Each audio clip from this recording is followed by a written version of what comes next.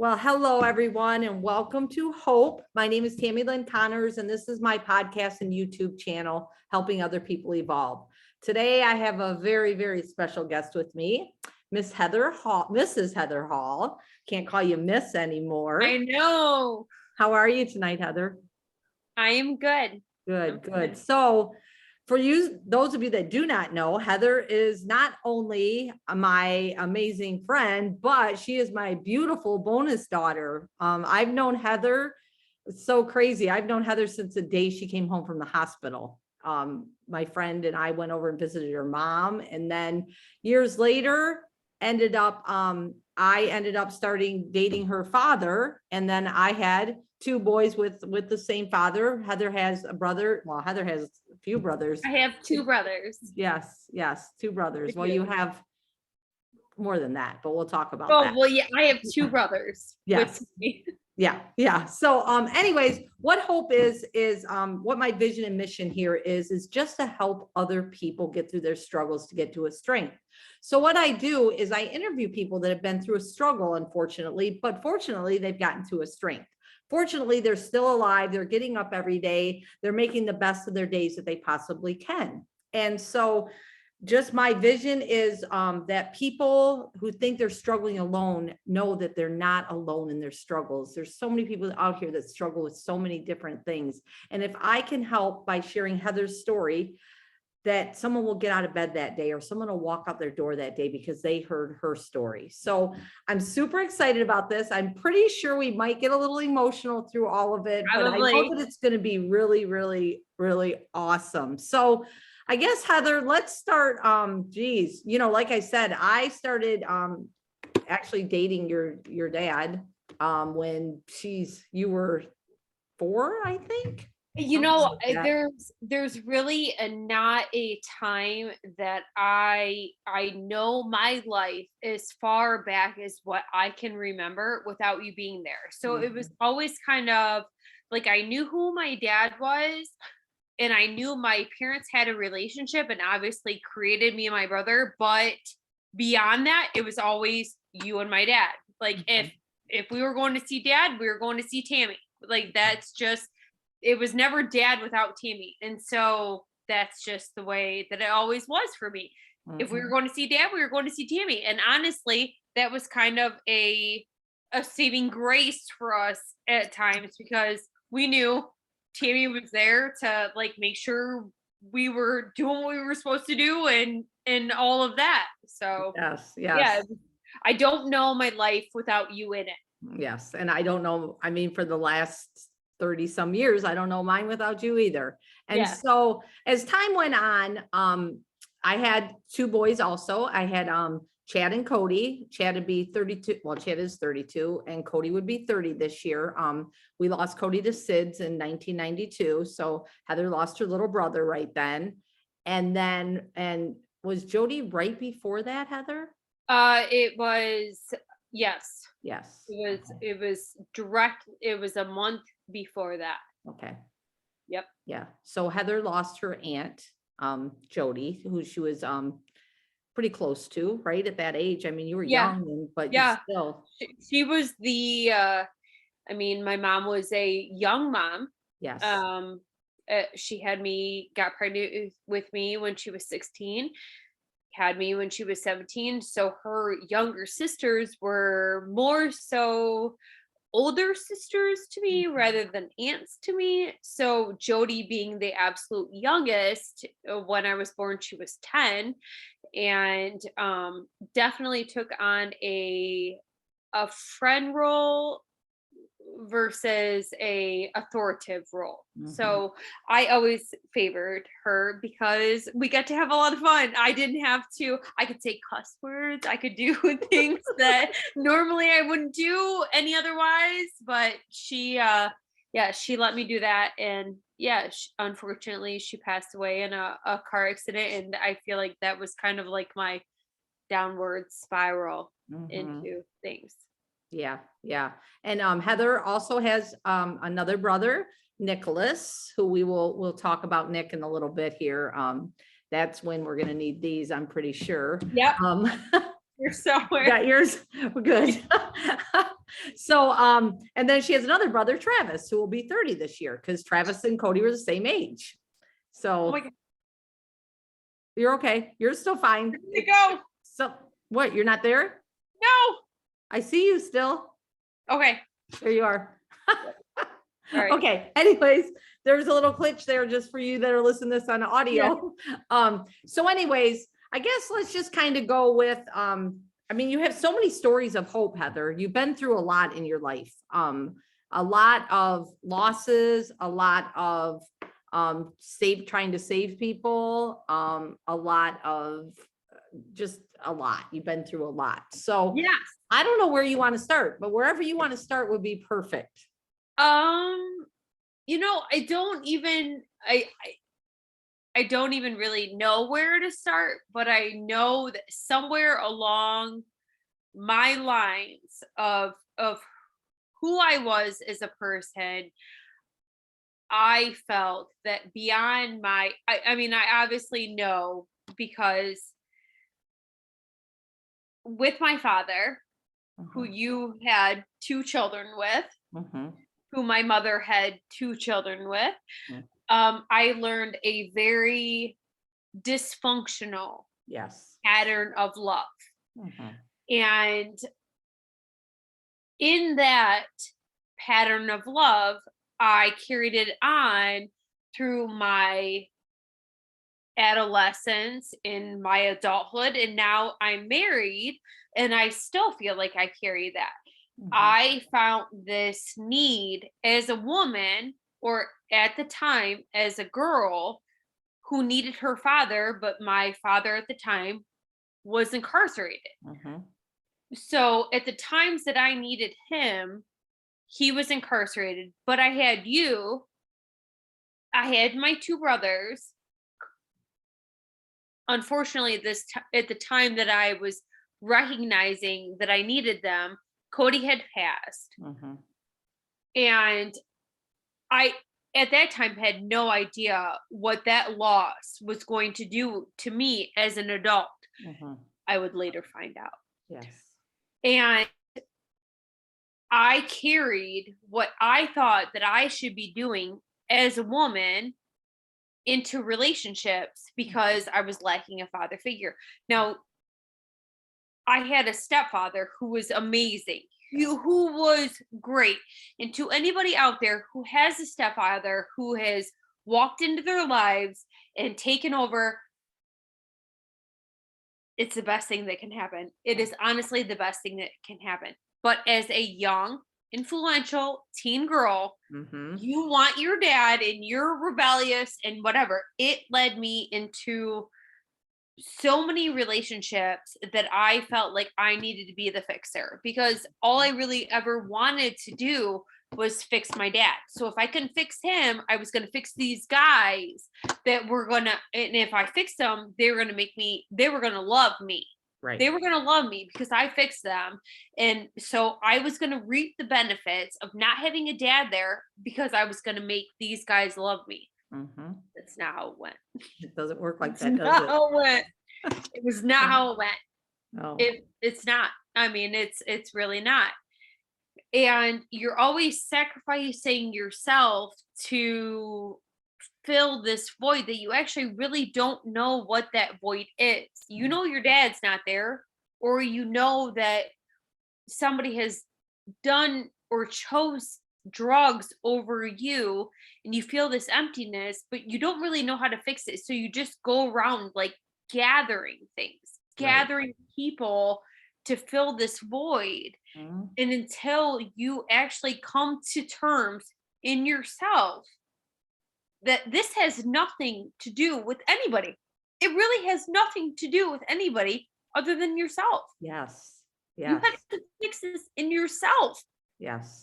And I saw a therapist and she said, this has absolutely nothing to do with anyone else. And I was like, you have got to be shitting me. These people have been fucking me over for how long? This has got to do with them. She said, oh no, miss, this is about you. I want to talk about that a little bit, because what you said, I've been actually talking about this more and more too, because I know what you feel like when you say that void, like you're always trying to fill it with people or drugs or alcohol or men or whatever, just always trying to fill that. And what that to me is, it's that desire, but we don't know what that desire is. So we're always constantly chasing it. But once you find out what your desire is, then you can work on yourself to fill that desire with goodness, whatever it is that you need, Yep. because you don't know what you're desiring, whether it's food, attention, drugs, something to fill that. And you don't know what it is you're filling. Exactly. So that's really it's so funny that you say that, because I was just talking to a friend about this 2 weeks ago. Like, I always walked around with that void. And then after we talked about it, it was, that void is just a desire that we don't know what it is. And we have to find what that is. So, and you can only find it in yourself. Right. No one else is good. They could be the greatest person, the greatest man in the entire world, come into your life and offer you everything that you think that you need. Yes. But until you figure out inside you what it is that you need, yes, you're never going to find that with anybody, no matter who they are. No, you're right. Exactly. Until you find that in yourself. Mm-hmm. So so Heather has a son, Jackson, who is now 11. I can't believe it. I know. And he's ginormous. Yes, he's going to be every bit of, I mean, I just looked at him with my mom the other day, and he's standing over my mom, and I'm like, he's 11. Yes. He's 11. Yes. I know, we had grown men's shoes. When we went to the football game, me, him, and Chad, and I took a picture of the three of us, and one of my friends commented, and they're like, "You're a midget." And I'm like, "I'm not a midget. He's just huge. He's just a massive child." Yes, he is. And what a great son. I mean, you've done a great job. I know most of his life, I mean, you have Aaron now, but a lot of his life you were raising him on your own. It was. Yeah. And that's tough. I know. Believe me, trust and believe, I know that. It was a choice that I chose to make. Jackson was a planned child, and I mean, planned by months of planning. And when he came about, his father was not necessarily in the right mind frame to be the dad that I felt Jax deserved. Right. So rather me fighting with him to be that man, because he's either going to choose to be that man for his son or he's not. Right. And I was not willing to sit back and wait for him to make that decision. I had to decide what life my son was going to live. And was it a life of stability, or was it a life of uncertainty? And I knew that if I stayed with his father, it was always going to be very uncertain, because his priorities were uncertain to him. So I had to do what I felt like at the time was the worst thing for me. I mean, I have to pack my bags and I have to tell my parents that I have failed. And that felt like a complete failure to me. Right. I felt like a failure. Like, I'm bringing my son and all of our belongings to their house, and I essentially had to say, I failed, and I need you to take me back. They never made me feel like I was a failure. Right. They never made me feel, but I held out for so long because I was so worried about that. I was so worried about what other people were going to think about me, rather than just doing what I felt in my heart was right for me and my son. Right. And I did it, and unbeknownst to me, it was the greatest thing ever. I mean, I raised a happy, healthy son he's mouthy, but he loves his grandparents and he loves his family. And I don't know, had I not just sucked it up and said, listen, okay, I know you guys probably told me this, and this is probably something you said to me a million times and I didn't listen, but I'm listening now. but this is what I need. I need your help. I need your help. And he's a straight A student. Yes, yes.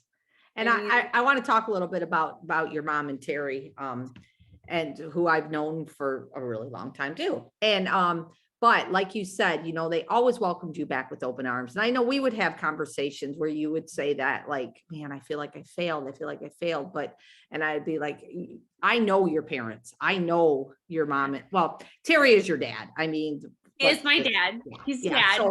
So, and I know them, and I know how much, for one thing, how much they love Jackson, but I know also how much they love you, you know, and I know, like, when you were talking about, I like what you said about if you have a step parent that steps in, like when you're a young child like that, and what Terry did, I commend him all the time. I know at your wedding, I said Oh, I was about mean. it.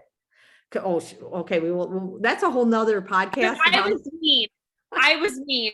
I was a horrific stepdaughter. Yes. I'm not gonna lie.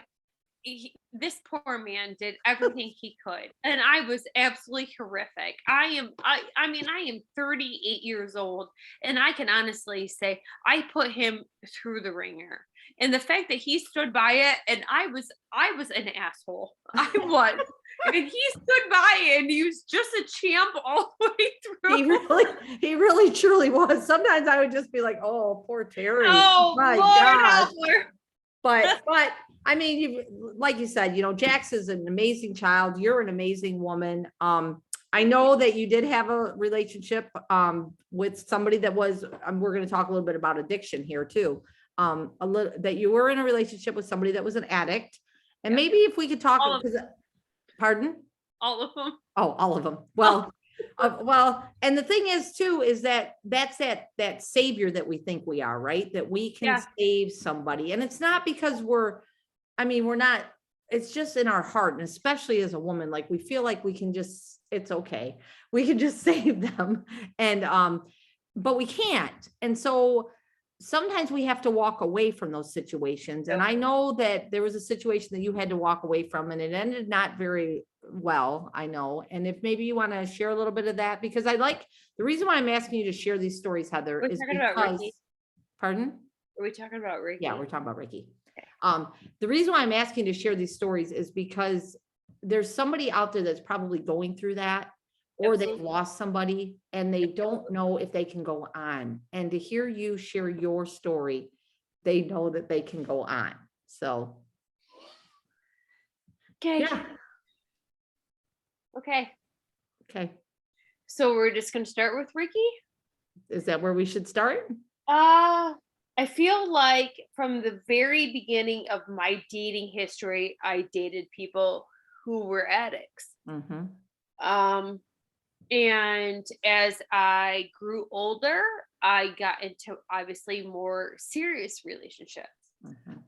And I mean, my high school boyfriend was an addict. The boyfriends after him were addicts. And the guys that I actually rejected in high school were not addicts, Mm-hmm. because I didn't know how to deal with somebody who didn't need something. Yes.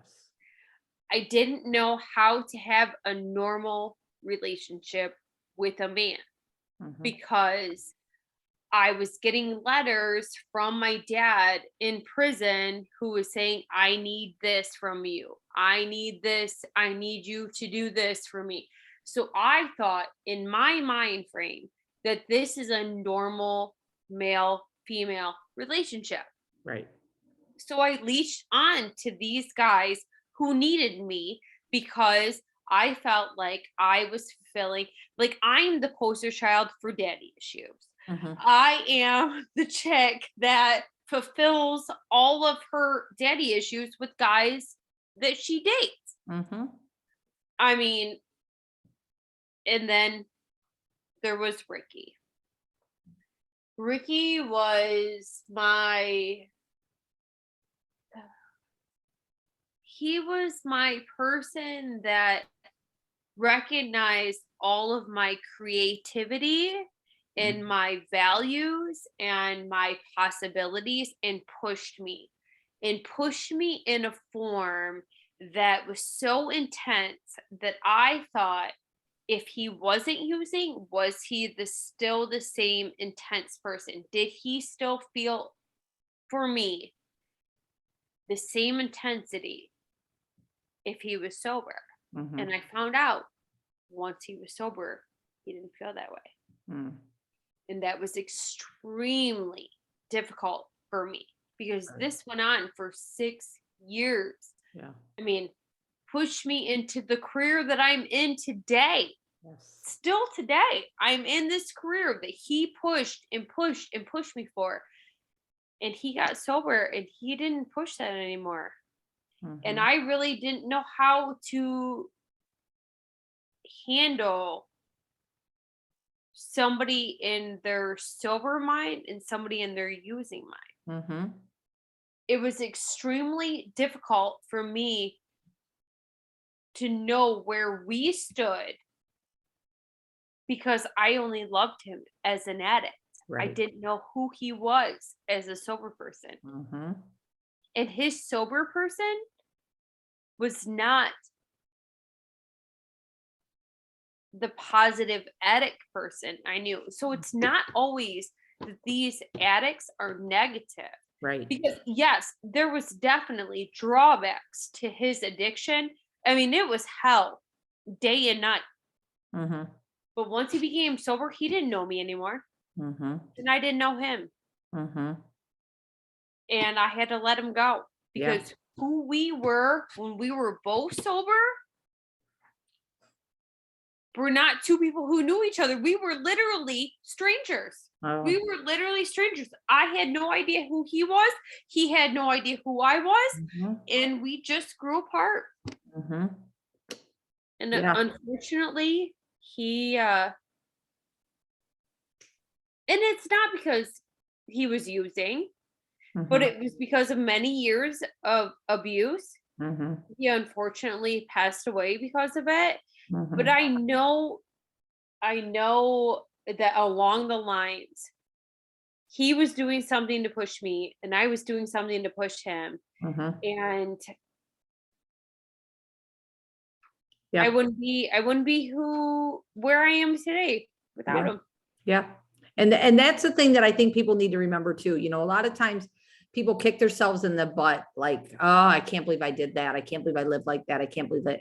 But we have to remember that things in life always happen for a reason. And, you know, sometimes we always say they're here for a season and whatever the reason is, but it's if we can take and we can learn from those things. And you know, I know that I remember him pushing you, and I remember you going to school, and I remember you, and I love the fact when I heard, oh, she's gonna be an interior decorator. I was like, oh my goodness, look at her go, and it's a perfect, you know, perfect for you.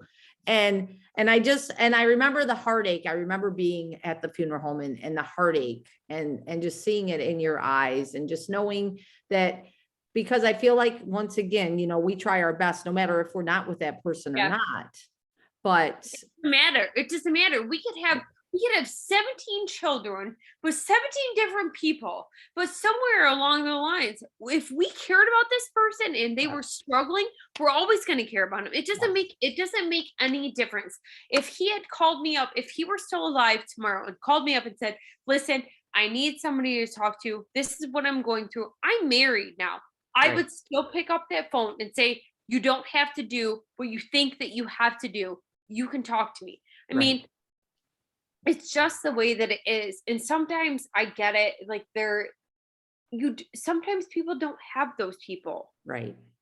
It's And I true. feel bad Yeah. for those if they truly honestly feel like when they pick up the phone and there's not a single number that they can call Mhm. for somebody that's going to understand in those 10 minutes what they need to say and how they need to say it. I mean, I feel bad. Yeah. I feel bad Yeah. Me because too. none of us are perfect and No. we all have our faults Yes. Yes. And that is the fact. Like and we all anybody need that help. I mean, we all we need all help. need And that help. was something else that you said too that I like that you said, because I talk about this a lot too, is counseling. I mean, people need counselors. I love it. I It's love a it. fact. It's I just mean, I love it. I have never met a person that has said, I digressed after counseling. Right. I have Right. never met a single person who has walked out of counseling. I mean, yes, maybe a time or two you feel like, oh, she ganged up on me a little bit, or he Right. ganged up on me a little bit. But in the same sense, I feel like within a matter of 24 hours, you'll feel like, oh, well, maybe what she said was kind of accurate, and I should Right. kind of take this into consideration. Yes, yes. And that's what I say too, because a lot of times, people think counseling, oh, they think I'm psycho and this and that. And I'm like, those counselors don't do anything but give you tools and things. Exactly. They don't fix you. You still have No, to fix you, but they give you absolutely. the outlook and the things like that. So now Exactly. you've been married, what, 2 months now?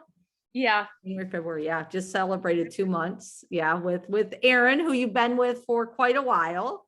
6 years. How many years? 6 Wow. Yeah, that's quite a while. years. 6 years. And I know that 6 years, there's been some battles there. Yes. I have to say at your wedding, I mean, I was blessed. I was able to officiate their wedding. And the look that you two have for each other is such a love. I mean, it truly is. There was times when I would be talking to Chad, Heather's brother, and I'd be like, oh man, I don't know if those two should even be together. We are oil and water. Yeah. We yeah. are. He is a very closed man. I'm a very open woman. I like to talk about how I'm feeling, when I'm feeling. I want to do it right now. I'm intense. I am intense. He's more reserved. We have had to try and find a balance. We haven't found it yet. But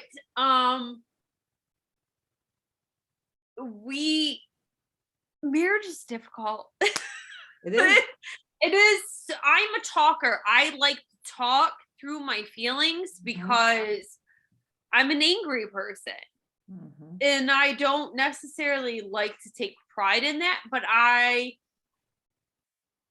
have this feeling with men that somewhere along the lines you're gonna kind of fuck me over. So getting married was a huge step for me because it took me to have to trust a man that I am legally binding myself to you and you're not going to fuck me over. Now, Aaron and I had a conversation about this before I did this podcast. He was like, well, you're going to talk about some things that is going to make me uncomfortable and you're probably going to make me look bad. And I'm like, there's nothing that I'm going to say that's going to make you look bad. Right. In the same sense, I also feel it within me that I probably could not love somebody. That's a little difficult to say too, because I just think it would be difficult for me to love somebody who didn't have drug issue. Because I feel like that's just my nature. When I met Aaron, Ricky had literally just passed away. Somewhere along my lines, I felt it was necessary for me to fix these guys that were worth more than what the world was telling them they were worth. And Aaron was one of them. He was worth more to me than what the world was ready to just dispose of him. And so I hung on. And here you are. And then you married him. him. Even though I like to share this too, because at the beginning of that relationship, and he met your brother Chad. They fought. Chad played out, told him, I don't like you. I don't like you. I don't want to have nothing to do with you. Yeah. And it's just kind of funny because Chad ended up being like the best man in the wedding. And he was. Yeah. Literally put his tie on him. Yeah. Put his tie on him. I know. I was looking at the pictures and I was like, oh my gosh, it's just so sweet because of how that all started with them. I know. I introduced Chad and he said, are you fucking kidding me? this is the guy. And I said, I know. I already know you guys have issues, but if we could just like kind of like mesh these out, everything will be fine. Right. And everything turned out to be fine. Yeah. Now, I'm not going to sit here and say that my relationship with Aaron was fine. Right. It wasn't. It wasn't. Yeah. I mean, he was really worried about this. I wish he was sitting down here right now so that we could talk about this together. Aaron, um, it was tough. It Yeah. was an extremely difficult situation. Yes. You sat on my picnic table with me at my house when I didn't know what to do. Mm-hmm. Now this is not an invite for everybody who's in a struggling relationship to carry on to it. I mean, everybody has to gauge their relationship Yes. and how they feel that they can handle it and what the other person can handle as well. Mhm. Yes. And I do feel like sometimes if I had maybe put their feelings aside and did me, I would have been in a different situation. However, I am who I am today because I've made the choices that I've made. Yes. Yes. And Aaron was a choice that I felt was going to have a high value of reward Mhm. back to me. Yes. I loved him in a way that I felt was more valuable than if he did something and fucked up. Would I be at more loss of walking away or staying?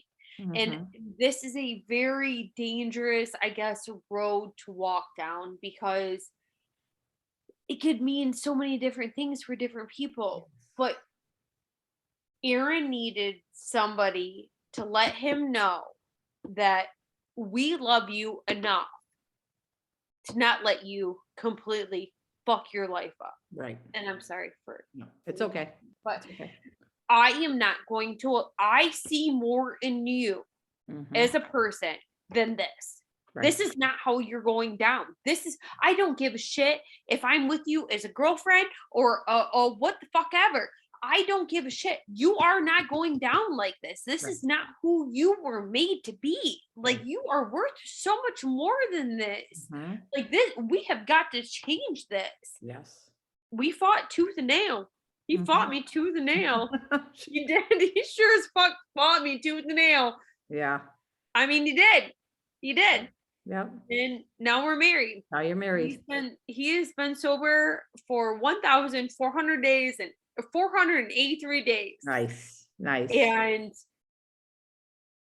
I Yeah. mean, you will always, as a person who's been through trauma, and I feel bad for him because we literally just got through this argument. When you feel something different, when you hear something different, when something strikes you different, unfortunately, you go back into an almost protective Mhm. mode. What are Mhm. you doing? Where are you at? Who are Mhm. you with? What's going on? I mean, a Mhm. change in a voice tone Mhm. can send you back into a place that you don't even want to be in. Yeah. But and they don't understand it either because they feel like, well, shit, I've been sober for Well, basically 1,500 days, and right. you're asking me about this. Yeah. But in your mind, there's so much trauma Mhm. that has happened that you never get into that full rest state. Mhm. Yeah. Yeah. You And that's never hard. rest. No, and that's hard. It is. That's definitely a tough thing to have to go through and on both sides, and Yes, then, then they're like, "Oh, wait, you don't trust me." And, exactly. yeah, so that Exactly. is tough. But now you guys are married, you have your Are. boys. Aaron has Brady, and then you Yep. have Jackson, and it's just cool watching all of you through that. So now I'm gonna go to Nick, okay? Okay. You ready? Yep. So, the bonus son that I had, Nicholas, I can't even probably describe into words, what amazing person Nick was. Eh, He, he was just, he was, His song was Simple Man. And let me tell you, he was that. He would give you the shirt off his back always. He would, it was always kind of a running joke. If you're moving, call Nick, because even though he hated moving, hated it, he would still show up with his truck to help you move. I remember when your guys's dad finally got out of being incarcerated. And I can remember, well, it's people are like, oh, you remember those dates? And I'm like, well, the reason I remember them is because of what happened with Nick. And he got out like in October of 2011, I think October, November. Yep. And I can recall Heather saying, you know, she was going to go see him and stuff. And I remember Nick and Chad, they're like, we're going to go kick his ass. I'm like, no, you're I not. was ready to fight. I'm like, no, you're not. Don't even I was go ready see to him if fight. that's what's going to happen. Right. And then I remember that you guys were able, all three of you, to have a, well, I mean, you and Chad did after that too, a little bit, but we're able to have a small relationship with him, and Nick was able to. Nick was the most hesitant. Mm-hmm. He was the most hesitant. And I remember your text to me that said, if you convince him that this is not the weight that he has to carry, Mm-hmm. please do that. Mm-hmm. So I told Nick, I said, listen, Tammy says, if you don't have to carry this, because he was angry. We were angry. We as children were very fucking angry. Yes. That why in the actual hell? Now, me being the only one out of the three of us that has a child, Mm-hmm. I don't understand what in your fucking right mind would make you choose, I'm going to go rob this place or do this when you have children that are relying on you to be their parent. Mm-hmm. Nick and Chad carried that heavily. Mm-hmm. I was a little bit more lenient on that. Nick was adamant that this guy has fucked our mom over for so long that he was not having any part of it. Yes. And I said, listen, you're going to spend your whole rest of your life being angry at a man until you go and tell him, listen, this is how I feel about you. This is what I think of you. So if that's the worst thing that happens, you can walk in, say, okay, Scott, got out of prison. This is how I feel about you. This is what I think of you. And if that's that, let that be that. Let it go. Right. Right. Unfortunately, he chose to have a full-fledged relationship with him. He did. And he, yeah.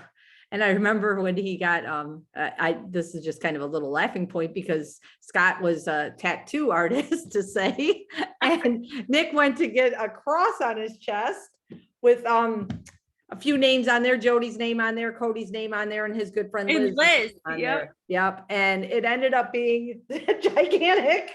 It was supposed to be this big. Yeah. It ended up this big across the entire chest. Yes. Yes. And I remember, but he was so proud. He was still so proud of it. He was. And then, I guess, I don't even know where to go with it, but in February of 2012, we lost Nick, in a car accident. We did. Yeah. And, you know, as his bonus mom, and as close as I was to both of you, it crushed my heart in so many pieces, just like losing a son all over again. And, for you and your mom and Terry and Travis and Chad, I know that heartache, has got to be just overwhelming still. It's coming up on 10 years, which I can't even believe. So nuts to me. So nuts, because I can remember the October beforehand in 2011 and celebrating Jackson's birthday. Yeah. I can remember that. It was Jackson's first birthday. First birthday. Yeah. And, what, you know, just those things, but to think that it's been 10 years, but I do know through your strength that you've helped your mom, you've helped your brothers, you've helped Jackson. And I somehow, Heather, you have really been so strong through it all. And I know that other people have said to you, because of you, I've gotten through other struggles, you know, and I know it's not easy at all, but if you could maybe, I mean, I guess share a little bit of how you've maneuvered through the grief. Um, so it's something that you never think is going to happen to you. I mean, you hear about it on TV and everywhere else. You hear about a drinking and driving accident, and you never in your life think it's going to be you Yep. until it's you. Mhm. Until it's you. Until your parents are showing up at your house at 4 o'clock in the morning to tell you that your brother or your sister or whomever has passed away. Mhm. And you're angry. Oh my God, was I so angry? Oh, I mean, I looked at people who were, I mean, I'm not gonna lie. I looked at Jackson's father, who's done horrific things in his life, and I'm thinking Nick is the greatest guy in the world. Like, he would literally do anything for anybody, Mhm. and he's gone.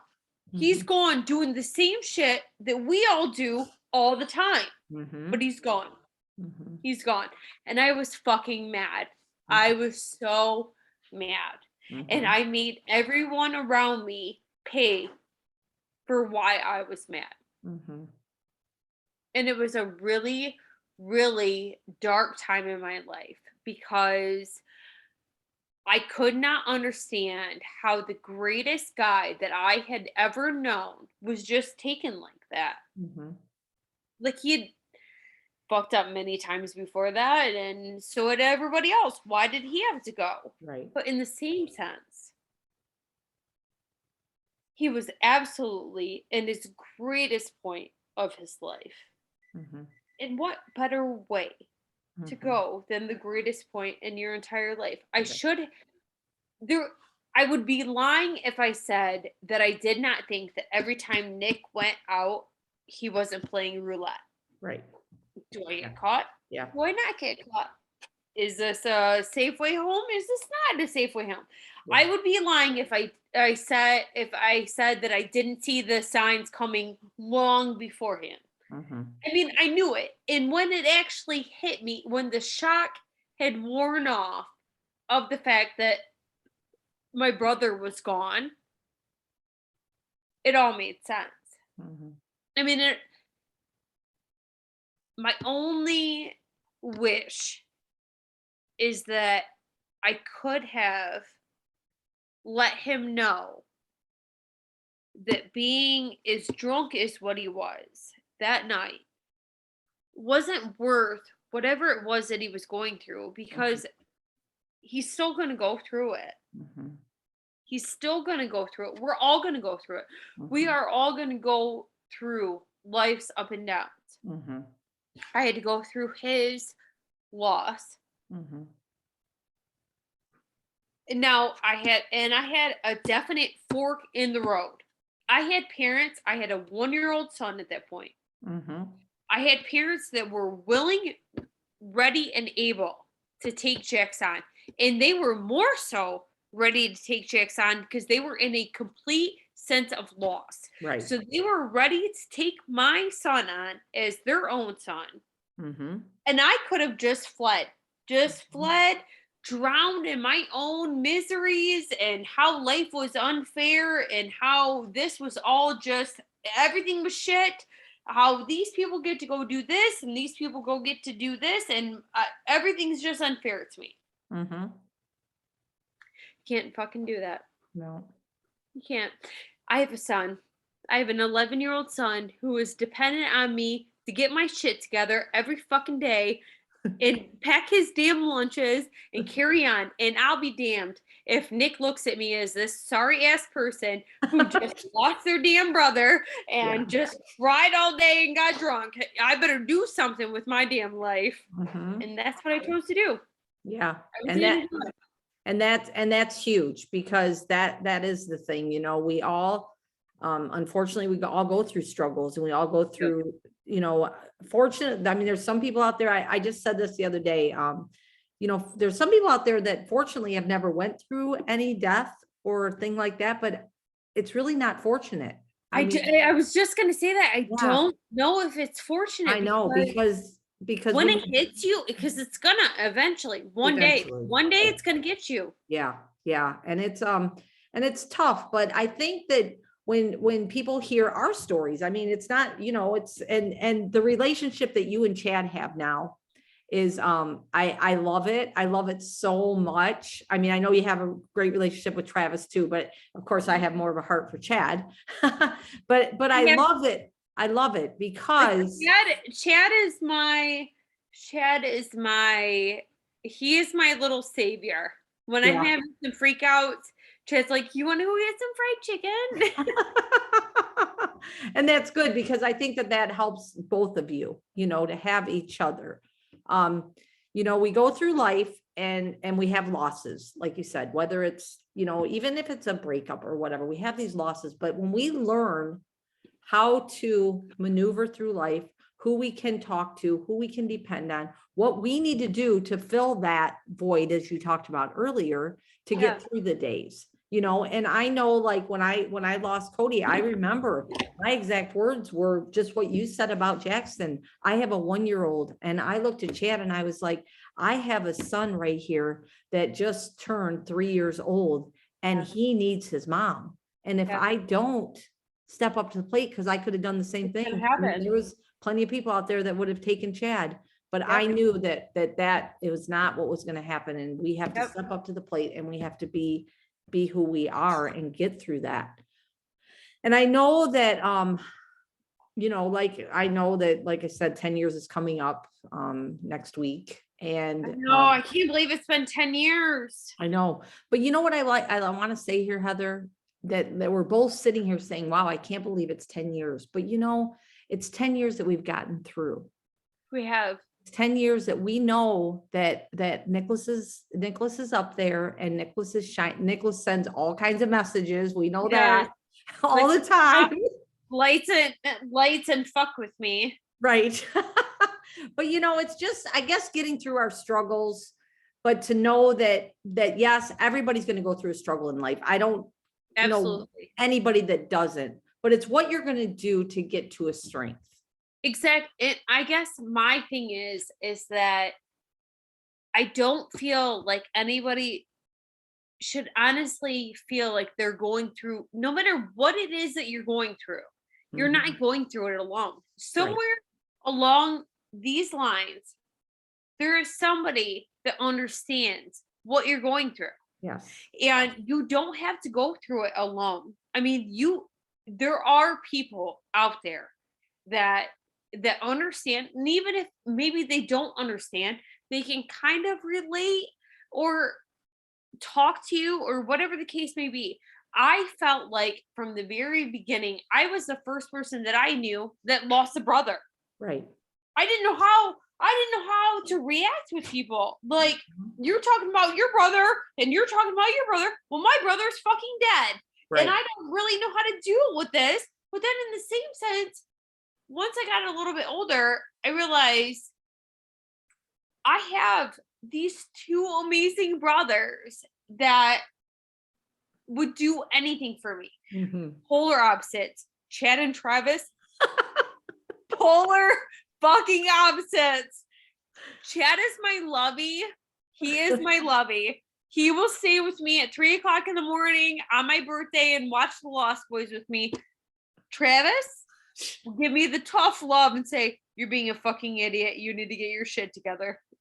Love them both equally. Right. But there's so many, and if you don't have that, there's so many people out there that are willing and able to be there for you. I'll make raviolis any night. Let's come to a house. Come. If you need to just have a talk, come over. Yeah. And that's the thing, that's the whole reason why I do this, because when you said earlier, there's two things that you said. One, when you said, when you went to your parents and you were like, I felt like I failed. What's everybody going to think about me? Right. That was the Yeah. first point. The second point was Aaron saying, you're going to make me look bad, aren't you? And here's the thing. That's why people keep so quiet about things, because they feel like they're the only ones that have done the things or have went through these things, and you're not alone. And there's so many people that just keep it quiet, that you need to share your story, because like I told you, Heather was nervous about coming on here. And I said, Heather, just think about this. Your story could help somebody get out of bed tomorrow. And then she was like, oh, and that's it. I think that Aaron's perspective of things, I honestly feel like he should talk to people, because I mean, he did. He said, you're going to make me look like a fucking asshole on this.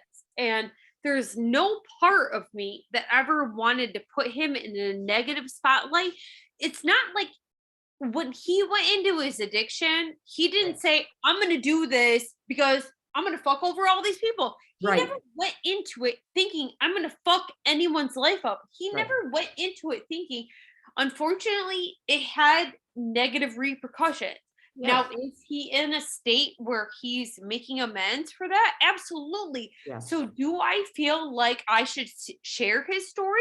100%. Whether that makes him feel uncomfortable or not, I'm sorry. I'm sorry, Aaron.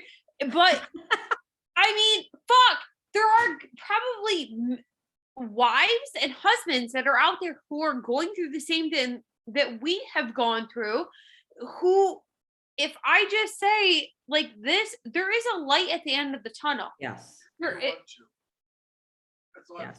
he says you have to want to. That's right. And that's it, Aaron. You have to want to. That's He exactly won't it. do it. He says you have to want to. You do. And that's You have to exactly want it. a And better life. that's right. That's right. And so that's where I'm at with that. Like, so many people keep everything inside them and hidden because they feel like they're the only person that are feeling this way or going through these things. And you guys, it's not true. There's so many people out there struggling with so many different things, but there's so many people that have gotten through the struggle. Exactly. And now they're sitting here and they're able to say, we got married, we have this, we're doing this. Or there's people out there that you don't even think that will be there for you, that are waiting, that know you're struggling, that are just waiting for you to say something. Yes. Just waiting, because they don't know how to approach you, and they're just waiting for the day. I mean, maybe they're a little more timid. Timmy, you and I are kind of assertive. I know. We're kind of assertive. Some people are not always assertive. I mean, there's probably friends out there that are like, oh, I know they're going through some things, but I don't want to say it, but whatever. Yeah. You're not going to lose anything. You're really not going to lose anything. Right. Right. Yeah, I agree. And this has been really Where great. would we be if we never told people that we needed help? You, I, Aaron, right. all of us. Where All of would us. we be? Right. We would not be where we're at right now. I can tell you that. Not at all.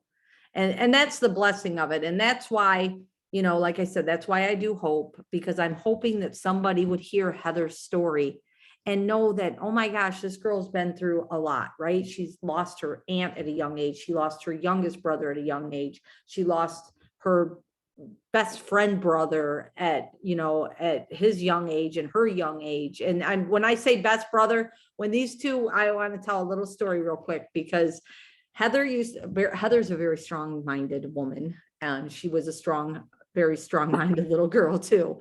But I remember the best matter of fact type of girl. A matter of fact, for sure type of girl.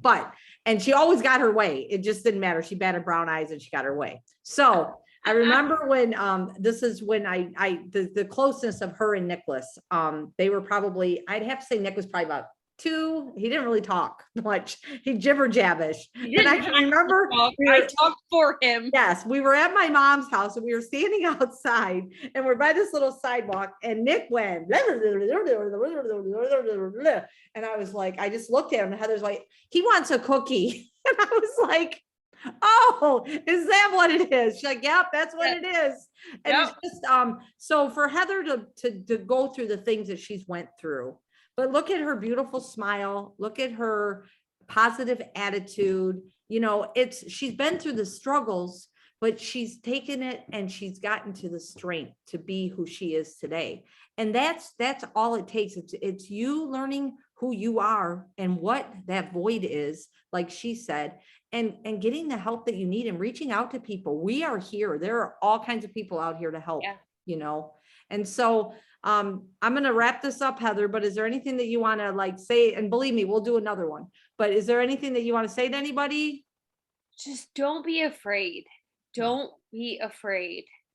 I mean, you can be in your worst moments of your life, but there is always, always, always somebody out there who has been through maybe not the same things, but something similar that can give you a helping hand, that can be a crutch to the next step. I mean, you might be struggling from point A to point B, and there's people out there who have experienced the same things, maybe not the same things, but similar, that can honestly give you just a little bit of help.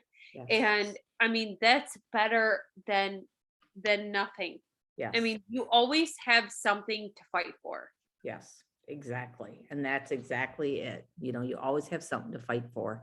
And I'm blessed that Heather asked to be on here today. It was kind of cool. She messaged me the other day and I was like, let's do it next week. So definitely a blessing to have you on here with me, Heather. I want to do a me and Chad podcast. Yeah, that would be really cool. Yeah. So we'll have to schedule that. Chad hasn't even listened to my podcast, but it's okay. Well, he texted me today before it all happened. He was like, "You're getting ready to talk to my mom, aren't you?" Yeah. Yeah. So it's exciting. But anyways, everybody, thank you so much for getting on Hope.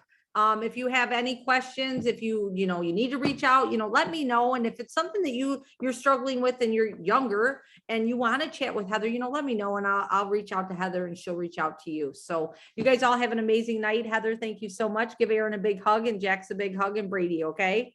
I will. All right. We'll talk to you soon. Love you. Bye. Bye.